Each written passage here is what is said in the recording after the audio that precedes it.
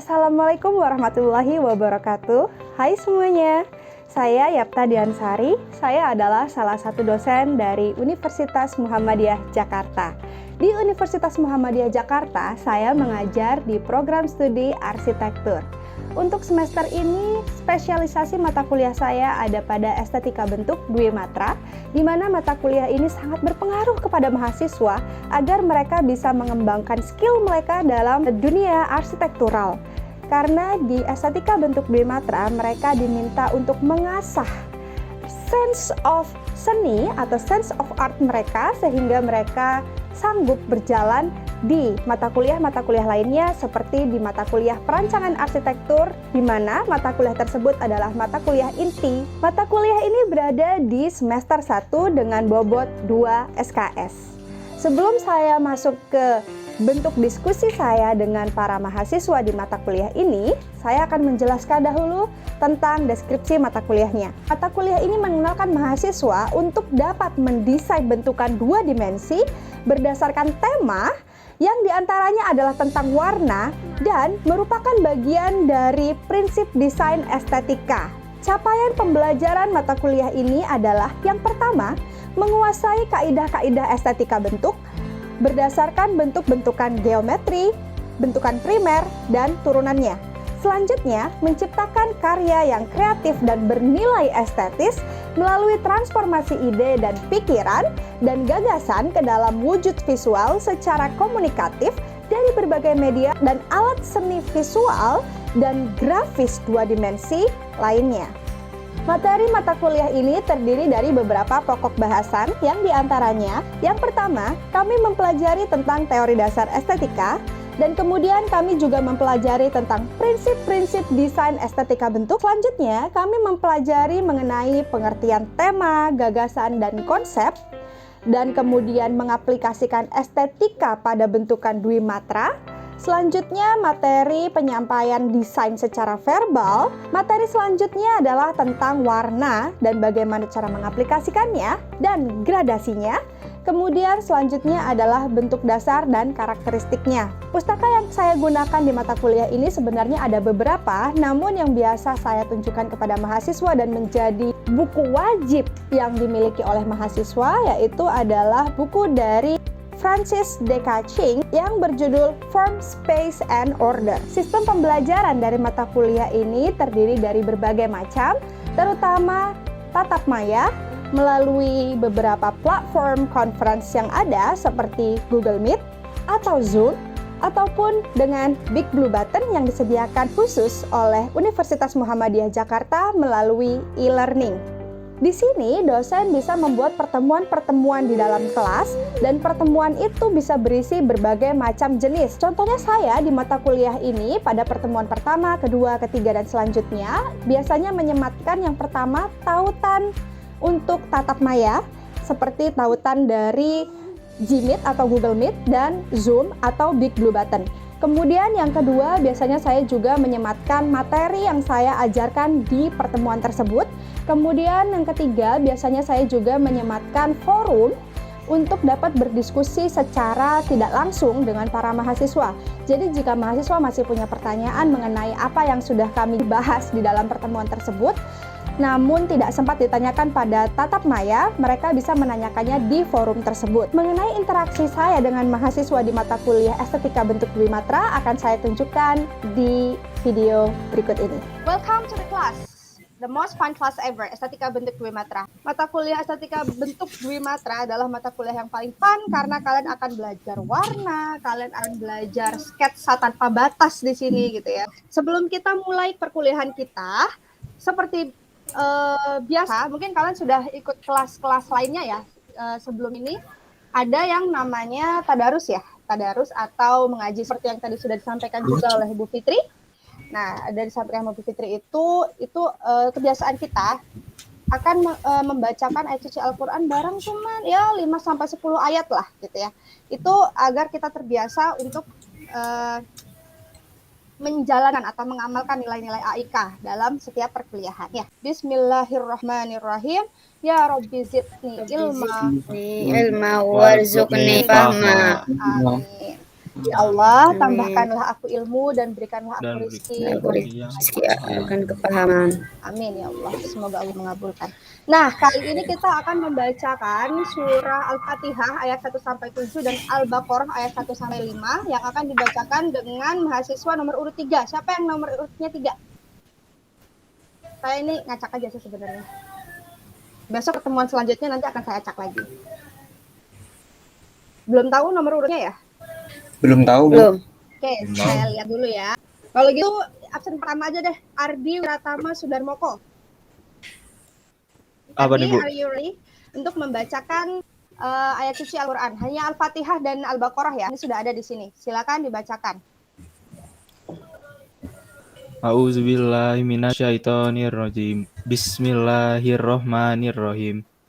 Alhamdulillahirabbil alamin. Arrahmanirrahim.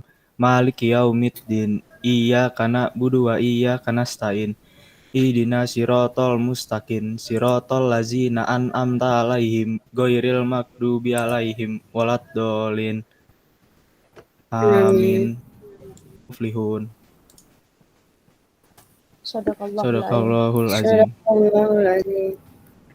Alhamdulillah. Terima kasih Ardi sudah membacakan ayat suci Al-Quran. Semoga Ardi yang membaca dan kita semua yang mendengarkan diberkahi oleh Allah Subhanahu wa Ta'ala. Amin. Amin. Oke, selanjutnya adalah kita membahas tentang RPS dan RPM, atau setelah itu baru kita membahas aturan kelas ya. RPS ini wajib saya bacakan di awal perkuliahan gitu ya, karena untuk membuat kalian tahu sebenarnya apa sih ini yang akan kalian pelajari nantinya selama 1 semester di estetika bentuk Dwimatra ini. Nah, ini adalah RPS-nya. RPS estetika bentuk Dwimatra. Nah, estetika bentuk Dwimatra ini adalah mata kuliah dari RMK 1. Tadi kan sudah dijelaskan tentang RMK ya sama Bu Fitri ya. RMK 1 yaitu perancangan teknologi bangunan dan digitalisasi arsitektur. Capaiannya adalah kami ingin kalian menguasai kaidah-kaidah estetika untuk bentuk-bentuk geometri, bentuk primer dan turunannya, kemudian menciptakan karya yang kreatif dan bernilai estetis melalui transformasi ide, gagasan, pikiran ke dalam wujud visual secara komunikatif dari berbagai media dan alat seni visual dan grafis 2 dimensi. Nah, jadi keyword dari mata kuliah ini adalah 2 dimensi. Dan ini adalah pustaka-pustaka yang saya pakai untuk mata kuliah ini. Kalau kalian mau baca duluan pustakanya atau memahami lebih dalam tentang pustakanya, monggo silakan. Ini juga akan saya unggah nanti di e-learning sehingga kalian bisa cek sendiri ya judul-judul bukunya. Pertemuan pertama itu kita akan memahami tentang teori dasar estetika dan prinsip desain yang hari ini akan kita pahami gitu ya. Pertemuan kedua dan ketiga, penjelasan detail tentang tema dan gagasan konsep. Kemudian penjelasan selanjutnya itu adalah memahami atau mengaplikasikan estetika bentuk dalam 2 dimensi sesuai dengan tema yang sudah kita pelajari di minggu sebelumnya. Kemudian pertemuan 8 ini adalah UTS. Selanjutnya pertemuan 9 sampai 10 itu menjelaskan tentang beberapa prinsip desain gitu, mengenai point of view, proportion, and balance. Kemudian pertemuan ke-11 itu kalian akan mempresentasikan secara verbal apa yang sudah kalian desain gitu ya. Kemudian di pertemuan 12 sampai 15 kalian mengerjakan tugas besar. Nanti tugas besarnya akan saya jelaskan pada saatnya gitu ya. Nah, tugas besarnya itu jangan khawatir, semua di estetika bentuk Dwimatra ini adalah 2 dimensi. Jadi tidak bikin maket ya, bikin maket itu nanti di Trimatra. Kemudian saya juga wajib menjelaskan tentang RTM kepada kalian. Oke, selanjutnya adalah RTM. Rencana tugas mahasiswa dari estetika bentuk Dwimatra.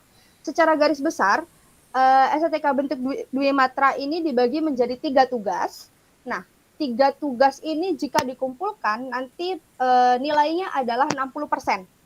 Karena estetika bentuk Dwimatra berada pada rumpun mata kuliah pertama, yang artinya nilai tugas adalah 60%, nilai UTS adalah 20%, dan nilai UAS adalah 20%. Gitu ya. walaupun nilai UTS dan UAS adalah 20%, istilahnya hanya 20% gitu ya. Kalau kalian tidak ikut UTS atau kalian tidak ikut UAS, maka kalian dianggap diskualifikasi dari mata kuliah ini. Gitu ya. Jadi kalian harus mengikuti semua step perkuliahannya. Oke, tugas yang pertama adalah eksplorasi dan desain gitu ya. Kalian harus membuat karya Dwi Matra monokrom bertema. Dan rubrik penilaiannya, gitu.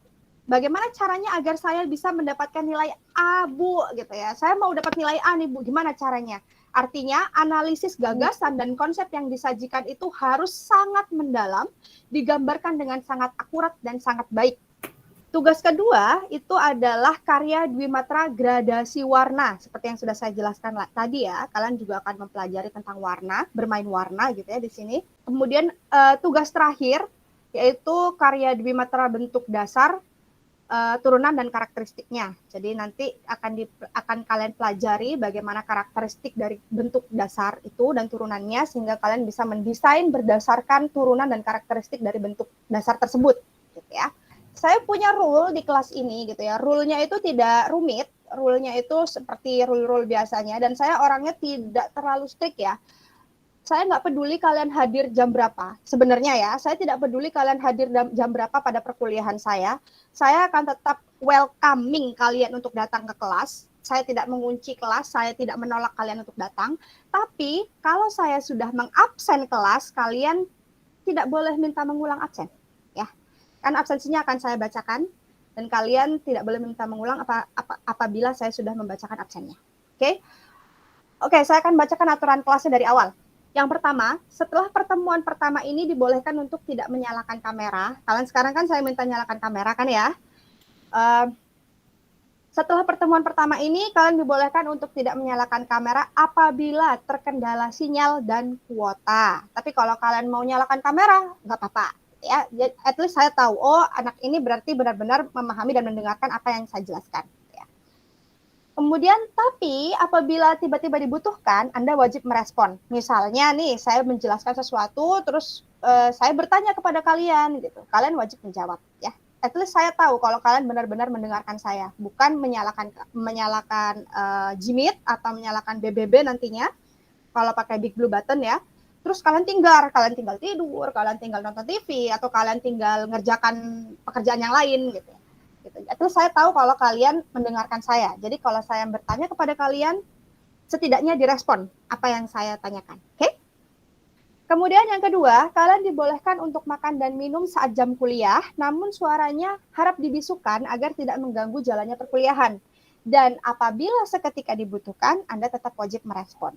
Yang ketiga, ini yang saya jelaskan tadi. Tidak ada jam terlambat, namun tidak ada pengulangan absensi. Kalian boleh datang jam berapa saja. Misalnya kuliah saya jam 8, kalian mau datang jam 9, monggo, nggak masalah. Asalkan masih ada ya perkuliahannya ya, masih berjalan perkuliahannya. Tapi jangan meminta saya untuk mengulangi absen. Kemudian yang keempat, kalian wajib mengumpulkan semua tugas yang sudah saya jelaskan tadi, mengikuti UTS dan UAS, dan apabila salah satunya tidak ada, maka dianggap tidak lulus mata kuliah estetika bentuk Dwi Matra. Jadi sesimpel itu peraturan kelasnya. Sisanya kalian bebas, ya. Nah, welcome to estetika bentuk Dwi Matra. Sekarang saya akan menjelaskan tentang estetika bentuk Dwi Matra itu sendiri. Sampai sini ada pertanyaan dulu dari kalian tentang RPS, RTM, dan peraturan dari kelas kita? Oke, kalau tidak ada saya lanjutkan ya. Nah, ini dia. Teori estetika bentuk. Secara garis besar, teori estetika itu terdiri dari 3 hal. Yang pertama adalah teori formil, yang kedua adalah teori ekspresionis, yang ketiga adalah teori psikologis. Dari semua teori estetika itu bisa dilihat dari 2 sudut pandang, yang membuatnya dan yang melihatnya. Jadi tidak ada istilah keindahan itu tidak ada yang salah gitu ya nak ya. Jadi kalau kalian bertanya, Bu, apakah yang saya buat ini benar?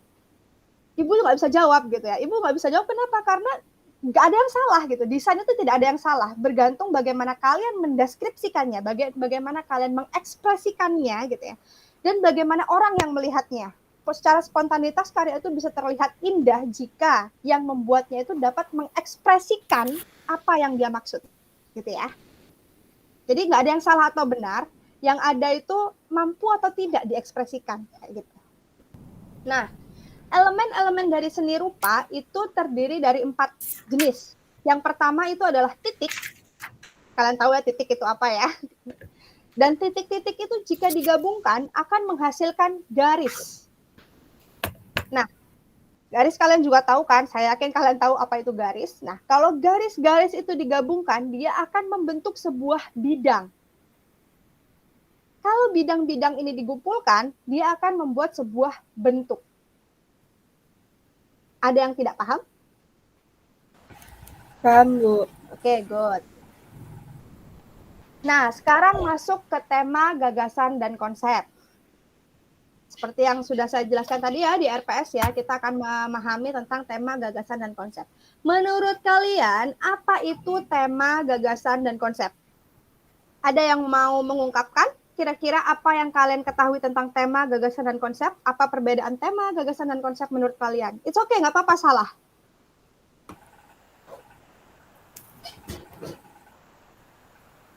Ya sudah, kalau sepi nggak apa-apa lah, saya yang bahas ya.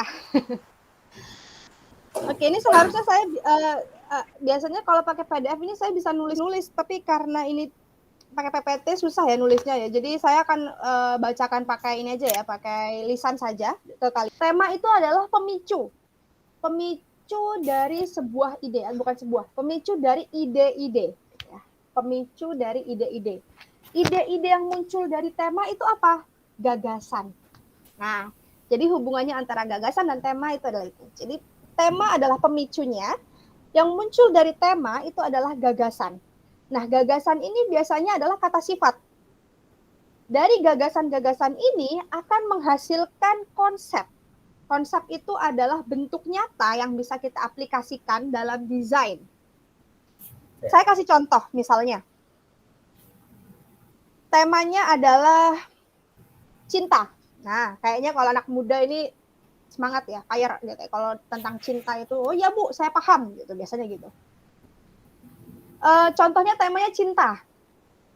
Gagasannya apa nih? Kira-kira menurut kalian dari kata cinta, kata sifat atau ide yang bisa muncul itu kira-kira apa? Perasaan. Perasaan, oke, perasaan bisa. Ini rumit ya, perasaan. Oke, apa lagi? Kira-kira? Sayang. Sayang. Oke, apa lagi? Ya. Oh Bu, cinta itu pahit Bu, misalnya ya. Perasaan, sayang, dan pahit. Nah, ini adalah gagasan. Perasaan, sayang, dan pahit ini adalah gagasan. Bagaimana kita membuatnya menjadikan sebuah konsep? Carikan sesuatu untuk dapat diaplikasikan dari 3 kata ini. Perasaan. Perasaan itu kan tidak menentu. Misalnya ya, perasaan itu tidak menentu, Bu. Bisa bahagia, bisa sedih gitu kan. Bisa senang, bisa kecewa misalnya. Jadi untuk menggambarkan sesuatu yang tidak menentu, saya akan menggambarkan sesuatu dari benda kecil ke benda besar, yang dari misalnya titik ya, dengan titik kecil dan ke titik besar, dari tebal ke tipis atau dari tipis ke tebal gitu, tapi berantakan karena tidak menentu gitu ya. Dari ada yang senang, ada yang sedih gitu ya, terus kemudian ada yang tiba-tiba dia show up, ada yang dia bersembunyi, misalnya seperti itu. Jadi dia menggambarkannya itu tidak menentu, misalnya seperti itu. Kemudian yang kedua tadi sayang. Perasaan sayang itu biasanya dimunculkan dengan sesuatu ikatan, misalnya ya, ikatan. Jadi saya akan menggambarkan garis yang meliuk-liuk, yang menyatukan antara 2 garis, Bu, dari kanan dan kiri bersatu, misalnya gitu ya. Kemudian yang terakhir tadi pahit misalnya. Pahit itu ditunjukkan dengan apa? Oh, misalnya garis yang tadi meliuk-liuk dan bersatu itu dihujani dengan sesuatu yang tajam misalnya. Itu sudah sebuah konsep yang bisa diaplikasikan oleh kalian. Tinggal kalian bagaimana mengekspresikannya dalam sebuah bentukan itu. Gitu ya, Nak ya? Sampai sini paham? Paham, Bu. Oke, good. Kalau paham. Selanjutnya adalah prinsip-prinsip desain. Nah, prinsip desain ini ada 7, dan prinsip desain ini akan kalian pelajari sampai nanti semester banyak ya, sampai kalian semester banyak. Karena ini akan selalu dipakai. Kalian mendesain apapun, termasuk perancangan nantinya ya, sampai kalian TA nanti gitu ya, merancang tugas akhir, itu kalian harus mempertimbangkan ketujuh prinsip desain ini. Yang pertama adalah keseimbangan atau balance. Yang kedua adalah irama atau rhythm. Yang ketiga adalah focal point atau point of view atau pusat perhatian. Yang keempat adalah skala atau scale. Yang kelima adalah proporsi. Yang keenam adalah urutan. Yang ketujuh adalah kesatuan atau unity. Prinsip-prinsip desain paham? Ada pertanyaan? Belum. Belum? Yang lainnya juga belum? Belum. Oke, saya lanjutkan. Kalau saya terlalu cepat menjelaskannya, sampaikan ya nak ya, karena biasanya semester-semester sebelumnya itu kendala atau kritik dari mahasiswa saya kalau menjelaskan terlalu cepat. Saya berusaha memperlambat ini sekarang. Nah, ini adalah contoh dari gambar Dwimatra monokrom.